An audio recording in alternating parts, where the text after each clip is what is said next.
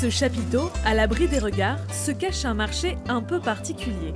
Dans cette friche industrielle aux abords de la Somme, les adhérents de l'association L'Île aux Fruits viennent faire leurs courses et rencontrer les producteurs locaux. Ici, c'est à la bonne franquette, on vend, on échange, on papote. On discute avec eux, on se raconte un peu nos parcours, on raconte ce qu'on fait. La preuve, c'est qu'on a acheté du pain, on achète nos pains. On est les premières clientes. Il y a plein de gens différents, des associations. Et donc du coup, voilà, ça fait quelque chose de très convivial.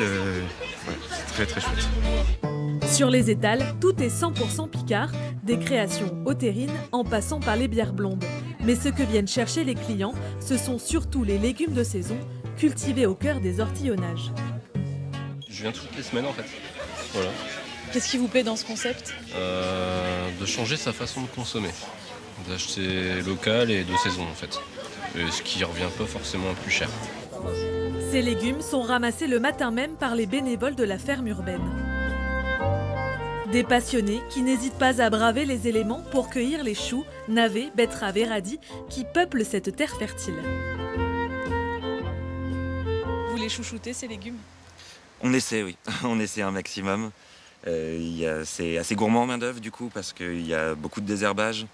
On n'utilise pas de bâche pour les sols non plus. On met de l'écorce d'arbres, de méthodes qui sont connues depuis très longtemps. Il y a beaucoup de choses qui viennent des maraîchers parisiens du 19e siècle. Il y a des méthodes qu'on redécouvre aujourd'hui en utilisant des moyens d'aujourd'hui sans que ce soit mécanisé.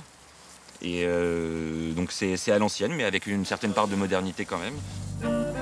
Sitôt délogés de leur confortable écrin, les légumes sont lavés avec passion.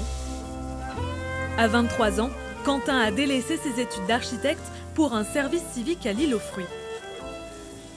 Je cherchais plus à m'intégrer dans un projet de ferme urbaine plutôt que de continuer de manière académique pour apprendre directement sur le terrain à produire ma nourriture.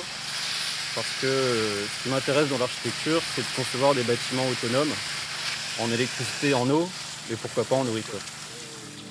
Un intérêt grandissant pour les circuits courts qui se retrouvent aussi côté client. En quelques mois, plus de 1200 familles ont versé 2 € pour adhérer à l'association, séduites par l'ambiance et les animations.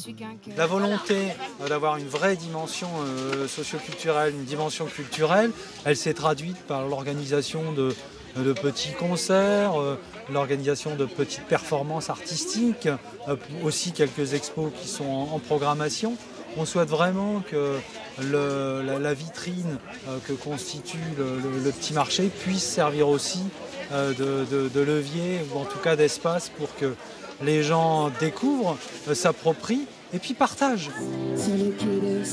Chaque jeudi soir, 200 personnes se donnent rendez-vous rue de Verdun avec la même envie, celle de nourrir le corps et l'esprit. La chance, elle est mignonne, se suspend dans ses lèvres, les rêves d'amour.